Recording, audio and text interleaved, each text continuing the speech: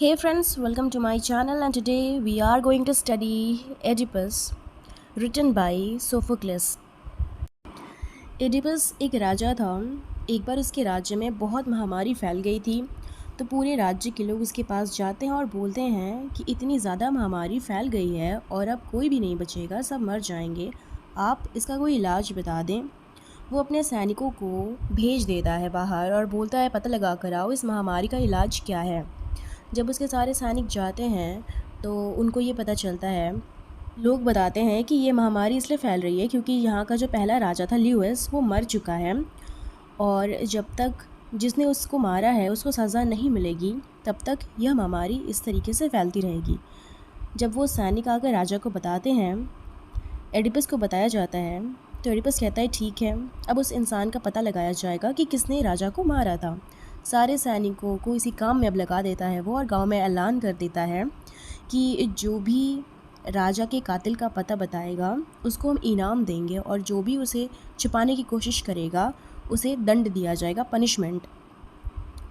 तब जब वो ढूंढ रहे होते हैं कि उसका कातिल कौन है तो एक अंधा उस गांव में, उस राज्य में आता है और कहता है इस सच्चाई का पता तुम लोग ना ही लगाओ तो ठीक है।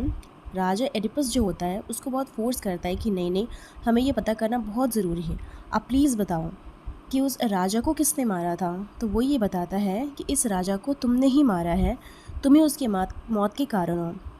इस बात से एडिपस बहुत चिढ़ जाता है और आपस में दोनों की लड़ाई हो जाती है।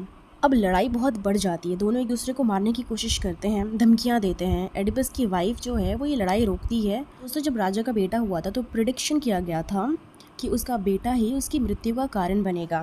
तो राजा इस बात से डर गए थे और उन्होंने अपने बेटे को मारने का हुक्म दे दिया था। नौकर को उन्होंने मारने का हुक्म दिया था। उस नौकर ने वो बेटा जाकर किसी और को दे दिया और उनकी मृत्यु का कारण तो उनका बेटा ही होगा, तो तुम उसको कैसे मार सकते हो। लेकिन जब रानी उनको आगे की पूरी कहानी बताती है कि राजा की मृत्यु कैसे हुई थी, वो ये बताती है कि एक बार राजा एक फोकस नाम की जगह थे, वहाँ से जब वो आ रहे थे 3 रास्ते एक जगह पर मिलते थे, वहीं पे राजा की मृत्यु हुई थी। तो ये बात सुन के एडिपस जो है उसका दिमाग बहुत ही शॉक हो जाता है कि वहाँ पर तो मैं जब आ रहा था तो 2-3 लोगों ने मेरा उपहार चुराया था और मेरे लोगों को मार दिया था, मैं तो राजा का कातिल नहीं हूँ। ये सब राजा सोचने लगता है, लेकिन रानी उसको बोलती है कि नहीं, तुमने नहीं मारा है। लोग बताते हैं कि कोई लुटेरे थे, उन्होंने उसको मारा।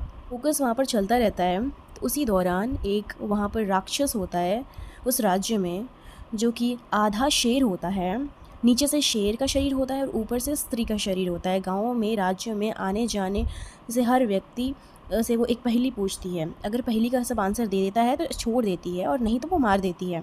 जब एडिपस वहाँ से आ रहा था, इलियस ने जब उसका अपमान किया था और उसने उसे मारा होता है, तो स्त्री उसे सवाल पूछती है, वो जवाब दे देता है।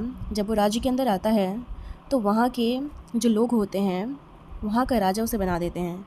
लेकिन ये सारी बातें उसको नहीं पता होती कि वो राजा ल्यूइस ही था जिसे मैंने मारा था। एडिपस ये बात नहीं जानता और वो इस बात की खोज करने के लिए बहुत गहराई से इसमें डूब जाता है कि मुझे सच्चाई का पता लगा कर ही रहना है। तभी उसे ये खबर होती है कि उसके जो मम्मी पापा थे, उसके जो पापा हैं उनकी डेथ हो गई है और उनकी मम्मी बहुत ज़्यादा बीमार है। तो जब वो वहाँ पर जा ही रहा होता है तो उसको ये बात पता चलती है रास्ते में कि वो उसके असली मम्मी पापा नहीं हैं।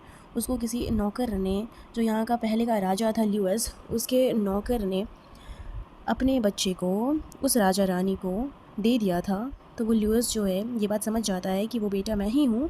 ल्यूइस के राजा के नौकर ने, जिसे ल्यूइस ने मारने के लिए दिया था, उसने आकर दूसरे राज्य को मुझे दे दिया था।